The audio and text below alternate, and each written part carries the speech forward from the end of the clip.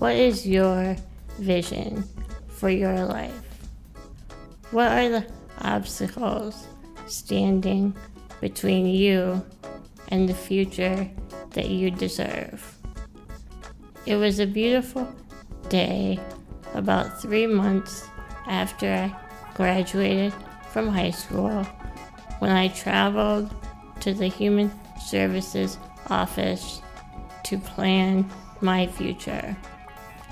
I spoke with the Human Services counselor that day for about an hour about all of my interests, passions, and desires, and how all of this put together was leading me to the conclusion that I would pursue a PhD in psychology and perhaps become a professor.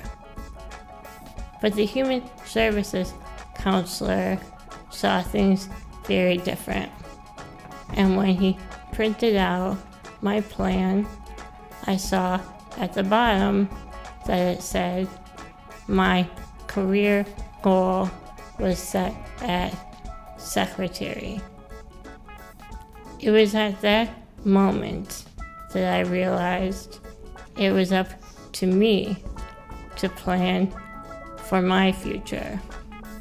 I needed to develop the framework with which I could make a path forward. I needed to become CEO of my life. Now let's take a few minutes to write a vision statement. What makes you feel most alive or fulfilled? Where are you? Who are you doing it with? And what are you doing? Write down 3 or 4 sentences that start with, "It is year 2022 and I am living my vision." Include who you're with, where you are, what you're doing, and why you were born to do it. We'll take 5 minutes.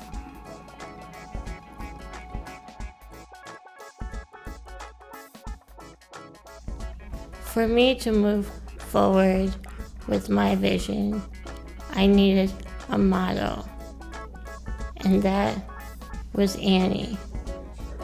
I first met Annie about a year after I graduated from high school at a muscular dystrophy summer camp.